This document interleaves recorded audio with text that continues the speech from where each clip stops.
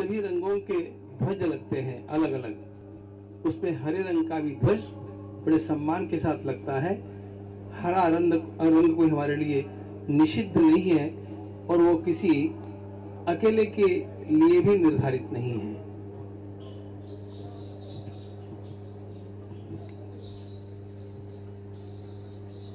ये योगा योग है।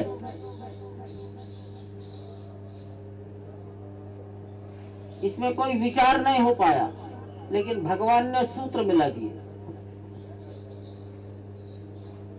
जब पहला लॉकडाउन पूरा हो गया और दूसरे लॉकडाउन के इंस्ट्रक्शंस जारी हो गए, तब ये विचार आया कि अब इस लॉकडाउन के विरुद्ध भगवान की पूजा की जाए, आराधना की जाए, और ये लॉकडाउन हमारे मंदिर के काम में बाधक ना बने, इसका निवेदन परमात्मा से किया जाए। यही बैठे थे, सामान्य लोग थे, कोई बड़े विद्वान नहीं थे। और फिर 18 अप्रैल से ठीक गर्भगृह पर स्थान देवता की पूजा, वास्तु पूजा और देवताओं का आह्वान प्रारंभ कराया।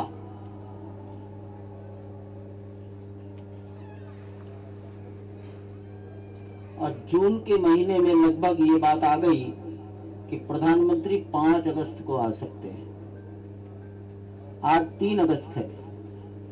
आप सब लोग गणित लगाइए, 18 अप्रैल से गिनना शुरू करिए, आज 108 दिन पूरे होते हैं कि नहीं। ये विधि का विधान है, हमारा विधान नहीं है। 108 दिन से वहां निरंतर स्थान देवता की प्रसन्नता के लिए पूजन और होम किया जा रहा है। 2 बार विष्णु सहस्त्र नाम के, भगवान विष्णु के 1000 नामों से आहुतियां दी गई। एक बार भगवान राम के 1000 नामों से आहुतियां दी गई। ज्येष्ठ मास के बड़ा मंगल के दिन हनुमान जी के 1000 नामों से आहुतियां दी गई हैं। वहां एक दिन रुद्राभिषेक किया गया है और एक दिन रामार्चा हुई है। रामार्चा अयोध्या में और वैष्णवों में ज्यादा प्रचलित है, वो जानते हैं 6 से 7 घंटे लगते हैं। भगवान राम के तमाम भाइयों की, सेवकों की, युद्ध में सहायता करने वालों की पूजा होती है उस दिन। 6 से 7 घंटे लगते हैं। और एक गुप्त नवरात्रि आती है, मैं तो जानता भी नहीं था महाराज। तो गुप्त नवरात्रि पर यहाँ दुर्गा सप्तशती का पारायण हुआ और एक दिन 700 मंत्रों से आहुतियां हुई। आषाढ़ मास में जो एक काल होता है उसे गुप्त नवरात्र कहते हैं।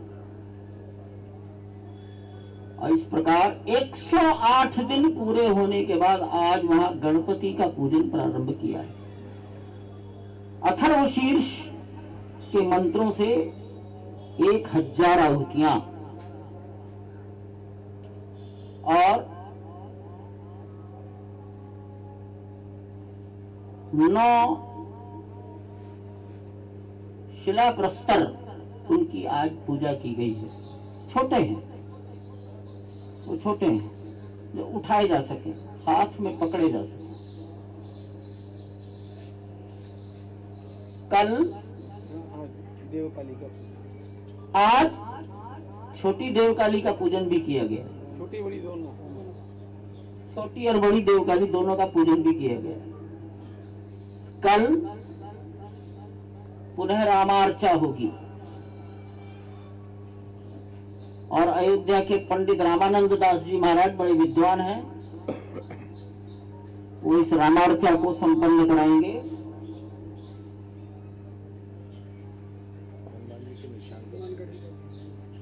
कल मंगलवार है। अयोध्या में कोई अच्छा काम हो तो हनुमानगढ़ी के निशान की भी पूजा होनी चाहिए। हम चाहते थे कि वो निशान हनुमानगढ़ी से चले और शहर के विभिन्न मंदिरों में पूजन होते हुए सरयू पर जाए, लेकिन गद्दी नशीन ने बहुत विवेक से काम लिया और कहा कि कोरोना के इस महामारी में जब निशान निकलेंगे हनुमानगढ़ी के, तो उसके साथ हनुमान रेड्डी के नागा बड़ी संख्या में आ जाएंगे, वो ठीक नहीं रहेगा। और इसलिए हनुमानगढ़ी में ही पूजन करेंगे कल मंगलवार को। और इस प्रकार हम हनुमानगढ़ी के प्रतीक चिन्ह की, पताका की पूजा कल वहां करेंगे। और जन्मभूमि पर जहां आज भगवान विराजमान है लकड़ी के टेम्पररी टेम्पल में, वहां रामार्चा करेंगे।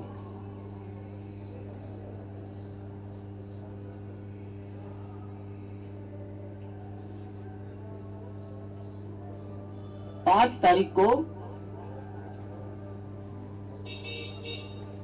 जहां मंदिर का गर्भगृह तैयार होना है, उस स्थान का अंग्रेजी में, तकनीकी भाषा में कहेंगे कोऑर्डिनेट्स, उत्तर से कितना, दक्षिण से कितना, पूरब से कितना, पश्चिम से कितना दूर, वो सब गणित हो गया है। स्थान का चिन्हांकन हो गया है, वहां पर पूजा होगी।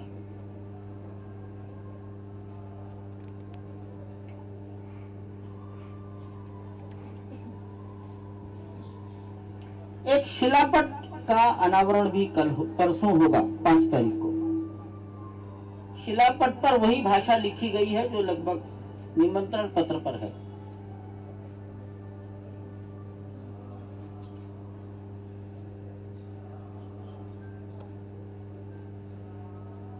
उत्तर प्रदेश सरकार के मंत्रालय ने मंदिर के नए मॉडल का एक डाक टिकट भी जारी किया है। मेरे विचार से 5 रुपए का है। उस डाक टिकट का लोकार्पण भी प्रधानमंत्री महोदय करेंगे।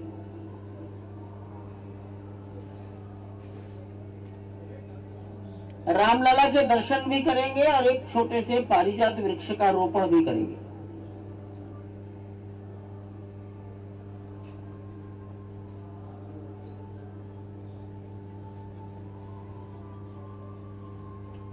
मंच पर पूज्य महंत नृत्य गोपाल दास जी महाराज, जो राम जन्मभूमि तीर्थ क्षेत्र के अध्यक्ष हैं, वो मंच पर बैठेंगे।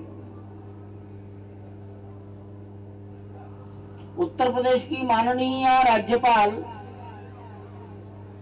मंच पर रहेंगी, आदरणीय आनंदीबेन पटेल। ठीक बोला है ना नाम? उत्तर प्रदेश के मुख्यमंत्री गोरक्षपीठाधीश्वर योगी आदित्यनाथ जी मंच पर रहेंगे। राष्ट्रीय स्वयंसेवक संघ के सरसंघ चालक डॉक्टर मोहन राव भागवत मंच पर बैठेंगे।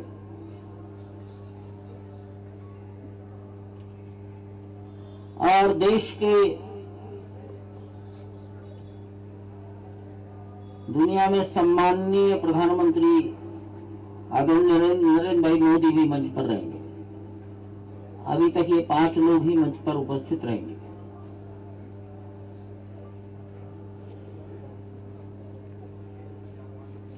पांच तारीख के यजमान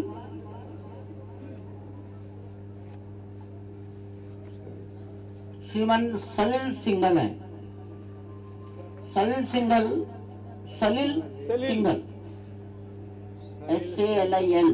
SALIL, ये अशोक सिंघल जी के बड़े भाई के सबसे बड़े पुत्र हैं।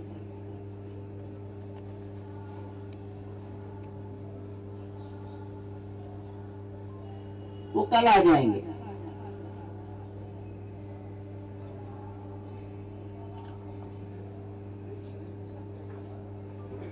हमने दिसंबर के महीने में कार्यकर्ताओं को कहा था कि संपूर्ण भारत की पवित्र नदियों का जल और मिट्टी अयोध्या आए। समाज ने जिस उत्साह से इस विषय को पकड़ा, उसकी तो हमारे को कल्पना ही नहीं थी कभी। मैं गिनती भी नहीं कर सकता 1500 स्थानों से आया कि 2000 स्थानों से जल आया। अनेक लोग मानसरोवर का जल लेकर आए हैं।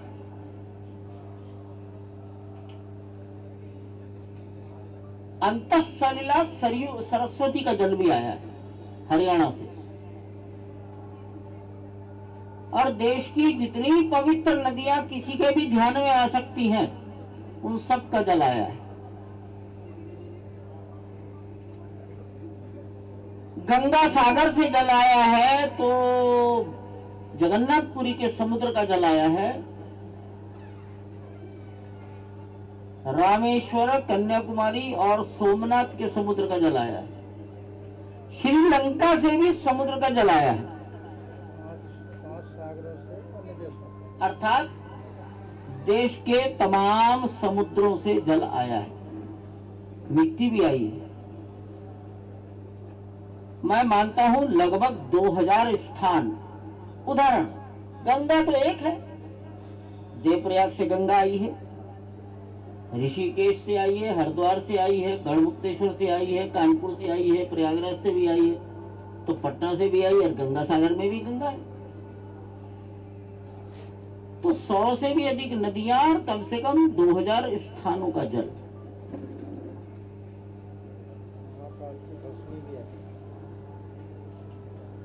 श्रृंगेरी के शंकराचार्य जी ने श्रृंगेरी के से जल और मिट्टी भेजी है।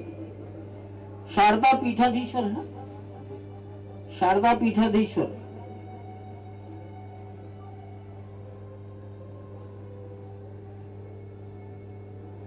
कांची के पूज्य विजयेंद्र सरस्वती जी महाराज, कांची पीठाधीश्वर जगतगुरु शंकराचार्य,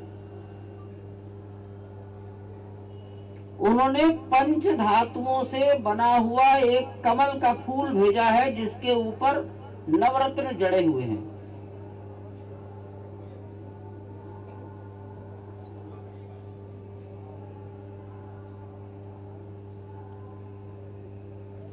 और बकुल नाम का कोई पेड़ है, उसकी जड़ का शंकु बनाकर भेजा है, जो पूजा में काम आएगा।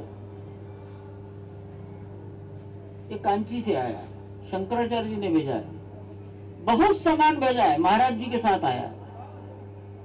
महाराज जी उस पीठ के शिष्य हैं। बहुत सामान आया। अनेक लोगों ने कहा है कि ये हमारे घर की गाय का शुद्ध घी है, हमने अपने घर में निकाल कर तैयार किया। मेरे पास कम से कम 6 से 7 किलो घी आया। हमारे घर के गाय का हमारे द्वारा घर में निकाला गया है, बाजार से नहीं खरीदा है। कैसी श्रद्धा से लोग चीजें ला रहे हैं। पूज्य शंकराचार्य जी महाराज ने सभी संतों के लिए एक चांदी का सिक्का भेंट करने के लिए भेजा है।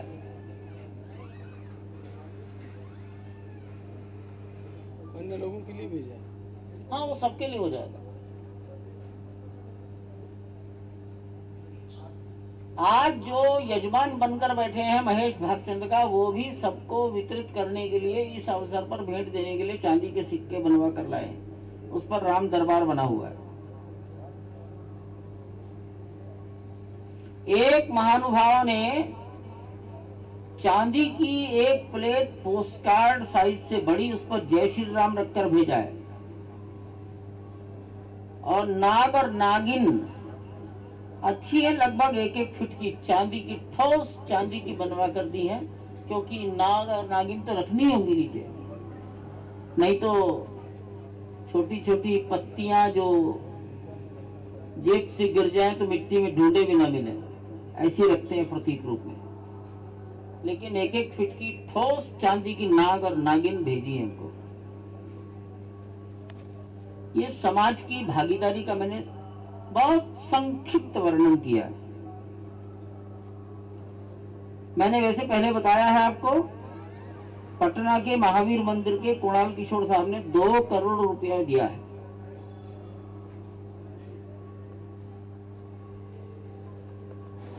आपको मालूम होगा, कभी महाराष्ट्र में आज जो मुख्यमंत्री हैं वो 3 करोड़ रुपए की घोषणा कर गए थे। उनकी ओर से फर्स्ट इंस्टॉलमेंट 1 करोड़ रुपया बैंक में ट्रांसफर हुआ है, लेकिन वो कहां से आया पता ही नहीं लगता। बैंक ट्रांसफर में किसने भेजा, प्रेरक कौन है, भेजने वाला कोई होता है, प्रेरणा देने वाला कोई होता है, लेकिन आया है और महाराष्ट्र से आया है। हमारे पास जो स्लिप आई है उस पर शिवसेना लिखा हुआ है।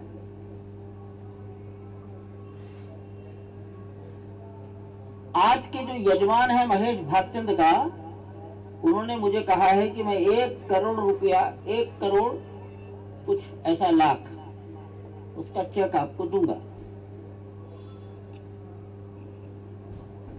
5-5 लाख रुपए के कई आइटम बैंक में डायरेक्ट ट्रांसफर हो रहे हैं।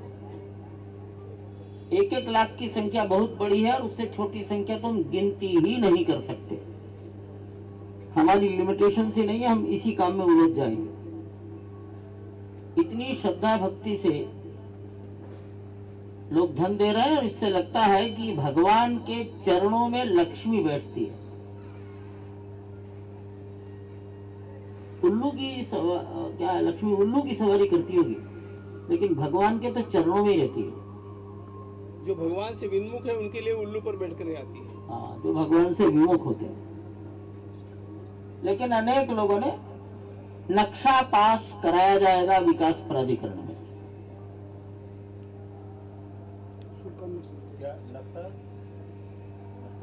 नक्शा मंदिर का पूरे 70 एकड़ जमीन का जो डेवलपमेंट होगा तो अंडर रूम्स होना चाहिए। तो हमारा कहना है कि विकास प्राधिकरण ने उसको अप्रूव करना चाहिए और उसकी फीस हम बाई चेक ट्रांसफर करेंगे। मैंने पूछा है टेंटेटिव फीस बताओ ताकि हम इकट्ठी करना शुरू करें, तो उन्होंने कहा कि कम लक्करें होगी, कोई भी छूट नहीं देंगे। हमको छूट नहीं चाहिए, ये देश के भविष्य का भी कार्य है ना, भगवान का भी काम है। और मुझे लगता है कि कब देना होगा ये तो मालूम नहीं, लेकिन ये विकास प्राधिकरण की नक्शा पास करने की फीस 1.5 से 2 करोड़ रुपए के बीच में आएगी, वो दी जाएगी। और ये हमारे लिए गौरव की बात होगी ताकि आने वाली संतानों को भी कोई कष्ट ना हो।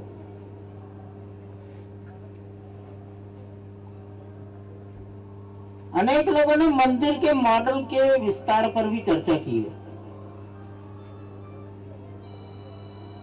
जब अयोध्या के लोग ज्यादा जानते हैं, जब आंदोलन शुरू हुआ था तब तो वहां जमीन ही नहीं थी, कुल 14,000 स्क्वायर फीट जमीन थी और हमने मंदिर का एरिया बना लिया 1 एकड़। 1986 में तो हमने स्वप्न में भी नहीं सोचा था कभी 70 एकड़ जमीन हमको भगवान को मिलेगी। अब भगवान जमींदार बन गए, तो जब भगवान को 70 एकड़ जमीन आ गई तो थोड़ा सा सोचा कि इसको और जरा बड़ा कर दिया जाए, इतना ही अंतर है। मौलिक मॉडल ज्यों का त्यों, जो ओरिजिनल ड्राइंग है वो एज इट इज पत्थर तराश कर कार्यशाला में रखे हैं, वो पहले इस्तेमाल होंगे। 2 खंभों के बीच की दूरी नहीं बदल सकती, उसके अनुसार ही बीम लगेंगे। गर्भगृह का सर्किल नहीं बदल सकता, उसी के अनुसार दीवारें लगेंगी, बन चुकी हैं।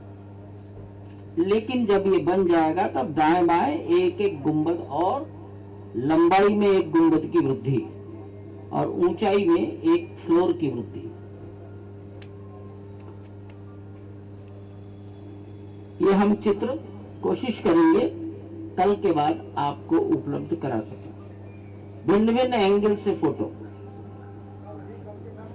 मैंने अभी डाक टिकट पर कौन सा फोटो छपा है ये भी मैंने देखा नहीं है। उन्होंने तो डाक टिकट के साइज के हिसाब से कोई फोटो सिलेक्शन किया होगा।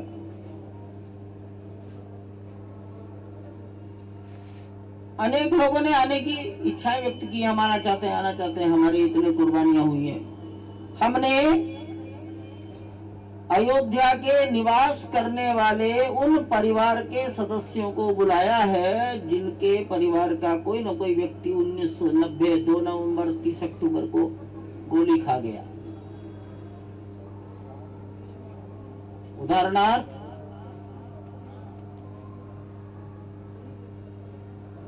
काजियाना का है, धरकार, राजेंद्र धरकार, छोटा सा बच्चा था, अयोध्या का निवासी है, इसलिए उसको बुला लिया। वासुदेव गुप्ता उसकी पत्नी, जो भी परिवार का होगा। रमेश पांडे रानी बाजार, और भेलसर के रामचंद्र गुप्ता का परिवार। कलकत्ता से राम शरद की बहन पूर्णिमा कल आ जाएंगी, पूर्णिमा कोठारी।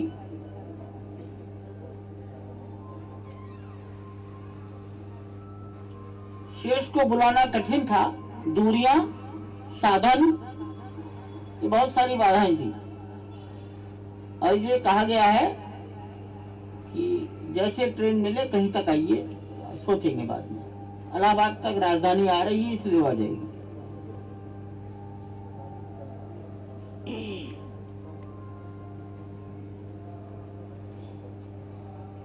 समाज को निवेदन किया है, आप अपनी शुभकामनाएं भेजिए।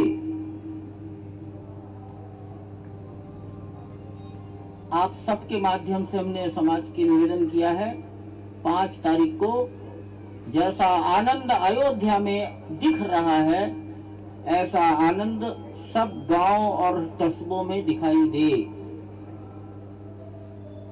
घर का वातावरण त्योहार का वातावरण बने। पूजा, भजन, कीर्तन, प्रसाद वितरण और सायंकाल दीपोत्सव, लेकिन किसी को चिढ़ाने का काम नहीं होना चाहिए।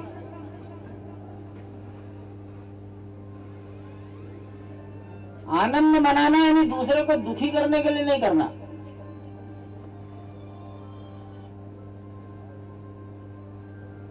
जब निर्णय आने वाला था तब भी हमने नवंबर में तय किया हिंदू समाज इसको सामान्य घटना के रूप में ले, और वैसा करने में हम सफल हुए। अभी फिर निवेदन करेंगे, ये 5 तारीख का कार्यक्रम गांव और कस्बों में किसी को चिढ़ाने के लिए नहीं है, और इसलिए हमने इकबाल अंसारी को बुलाया। यहाँ सिख आ रहे हैं, बौद्ध आ रहे हैं, आर्य समाजी आ रहे हैं, जैन भी आ रहे हैं, शैव और शाक्त आ रहे हैं, वैष्णवों की सब परंपराएं आ रही हैं। हमारे समाज के किसी भी बंधु को उत्साह का अतिरेक नहीं करना चाहिए, ये हम सबसे निवेदन करते हैं। और कोरोना, उसके दिशा निर्देश, एक व्यक्ति की दूसरे व्यक्ति से शारीरिक दूरी, इस सब का ध्यान रखा गया है, और इसीलिए संख्या को बहुत सीमित सीमित सीमित। अनेक लोगों को कष्ट होगा, हमें क्यों नहीं। उनसे हमने व्यक्तिगत टेलीफोन करके माफी मांगी है। आयु का भी ध्यान रखा गया है। आदमी आएगा कैसे, 90 साल से अधिक आयु का व्यक्ति आएगा कैसे? चेन्नई से पाराशरण जी कैसे आ सकते हैं?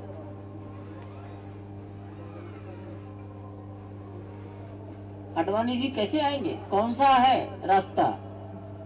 इसलिए हमने सबकी आयु, सबके प्रति श्रद्धा आदर का ध्यान रखते हुए ये सूची बनाई है। चातुर्मास, हम चातुर्मास में किसी को उसका विधान छोड़ने के लिए नहीं कह सकते।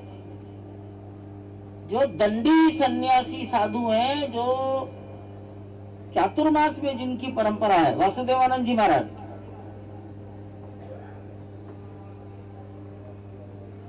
उडुपी के मध्वाचार्य, कांची आचार्य, आप लोग शायद कितना याद रखेंगे आप भी, जिनकी चातुर्मास की व्यवस्था है, उन सबके भी नाम हमने हटाए हैं। लेकिन सबको आदर पूर्वक एक एक व्यक्ति से टेलीफोन पर वार्ता की गई है। आप आ पाएंगे, आप नहीं आ पाएंगे। लोगों ने अपने कारण बताए हैं। आयु साधन चातुर्मास। जब सबका उत्तर आ गया, माध्यम नहीं बनाया बातचीत के लिए, सीधी वार्ता हुई। इस प्रकार बड़े परिश्रम पूर्वक ये सब निर्णय किए गए।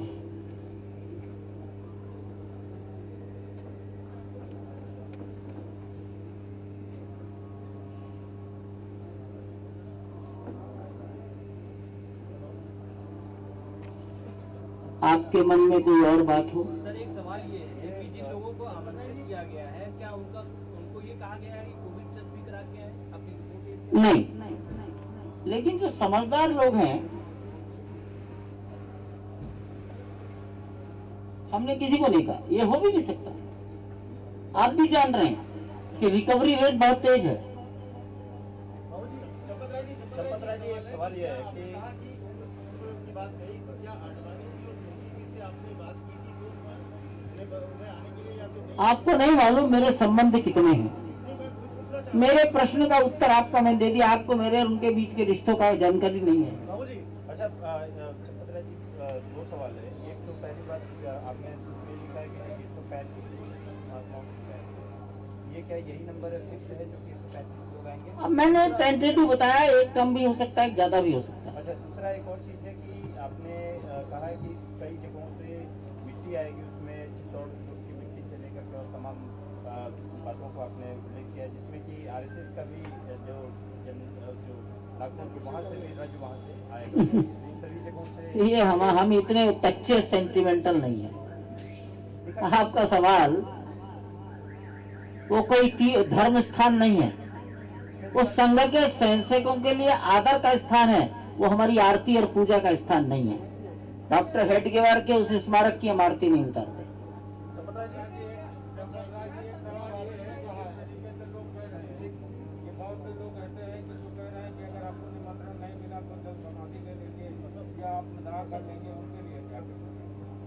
उनको मेरा प्रणाम। आप जिस दिन वो ले रहे हो आप जरूर जाइए फोटोग्राफी करने के लिए।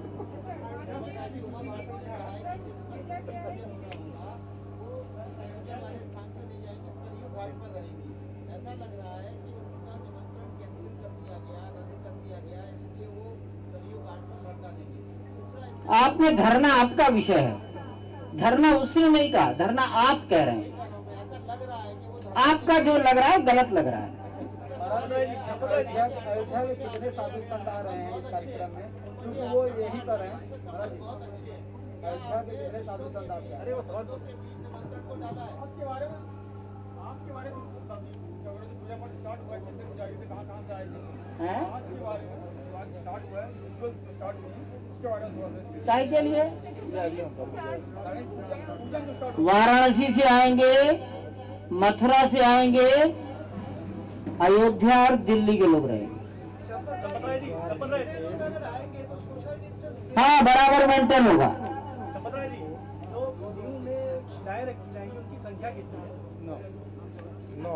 अभी शिला के 9 पीस जो सॉलिड स्टोन वो हमने चयन किए जो हाथ से उठाए जा सके, और जो 1989 में समाज ने रामशिलाओं का पूजन करके भेजा था, उसमें से जो सॉलिड स्टोन था वो हमारे पास सुरक्षित रखे थे। इस विषय को थोड़ा सा मुझसे सुन लीजिए। आप सब लोगों ने, आपकी ओर से भी कहा, लोगों ने भी कहा, सोशल मीडिया पर भी शिलान्यास शिलान्यास ऐसा शब्द आता रहा। कहीं पर भी हम लोगों ने अपने न्यास की ओर से शिलान्यास शब्द का प्रयोग नहीं किया है। इसको ठीक से ध्यान में लेना चाहिए। इसके मुहूर्त के लिए जब मैंने काशी के विद्वत शिरोमणि पंडित गणेश्वर शास्त्री जी से अनुरोध किया, तब भी मैंने उनसे पत्र में यही लिखा कि इसका शिलान्यास तो पूर्व में हो ही गया है, लेकिन पुनः उसका कार्यारंभ करने के लिए हम लोगों को मुहूर्त दीजिए। यह कार्यारंभ का मुहूर्त है और भूमि पूजन उसके अनुसंग से अपने आप ही किया जाएगा। अब बात है शिलान्यास की। प्रतीकात्मक शिलान्यास भी होगा, लेकिन ध्यान ये रखिएगा, टेक्निकली जो हमारे कर्मकांड की दृष्टि से शिलान्यास कहा गया है वो ये शिलान्यास नहीं है, ये प्रतीकात्मक है। प्रतीकात्मक होने के कारण जो हम, अब आप लोगों ने अभी सुना कि उसका नक्शा पास होना है, उसका नक्शा पास होने के पश्चात जब उसका खाद लिया जाएगा, मतलब वहां पर गड्ढा किया जाएगा, 200 फीट, हाँ, और उसके कुछ बीम डलेंगे, उसके पश्चात इन शिलाओं की स्थापना ठीक जहां पर भगवान रामलला विराजमान होंगे उसके नीचे, ठीक उसके नीचे कूर्मशिला की स्थापना होगी और उसके अतिरिक्त 8 शिलाओं की और स्थापना होगी। ऐसे कुल मिलाकर के 9 शिलाओं की स्थापना होती है। इन समस्त शिलाओं का पूजन हमारे माननीय प्रधानमंत्री जी के हाथों से किया जाएगा और उसके साथ साथ कांची महाराज के द्वारा जो कुछ भेजा गया है वो अत्यंत अमूल्य निधि है। कांची मठ में आज 6 बजे पत्रकारों को बुलाया भी है, वहां पर उसका प्रदर्शन भी होगा, आप उसमें देख सकेंगे। आदरणीय चंपत राय जी ने जो कहा उससे भी बहुत अधिक उन्होंने भेजा है, क्योंकि सबकी श्रद्धा इसके साथ जुड़ी है। अब वह पंच धातुओं से बना हुआ कमल, उसके ऊपर जड़ित असली नवरत्न और ये सब जो निधि है उनका सबका पूजन, और बकुल यह सबसे नाजुक पुष्प होता है, आप लोगों को पता है। उसके वृक्ष के काष्ठ का बना हुआ शंकु, यह उसमें स्थापित करना होता है। इन सबका पूजन होगा, इन सबका पूजन होकर के और यह सब कुछ हम लोगों के द्वारा पुनः भगवान रामलला के मंदिर में स्थापित कर दिया जाएगा, क्योंकि वहां पर हम लोगों को बहुत नीचे जाकर के गड्ढा लेकर के फिर इन सबको स्थापित करना है।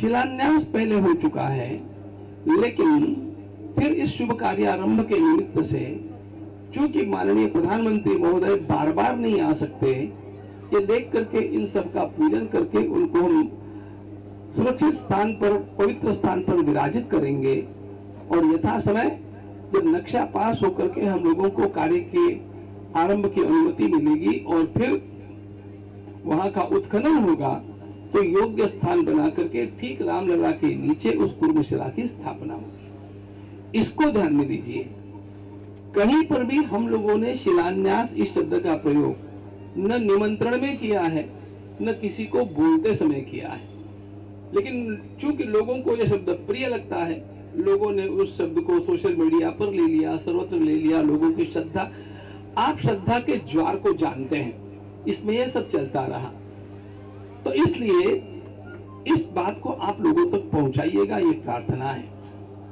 इसके साथ साथ जब मैंने ध्वनिवर्धक ले ही लिया है तो जो मैं आगे कहने वाला था वो अभी बतलाए देता हूं आपको।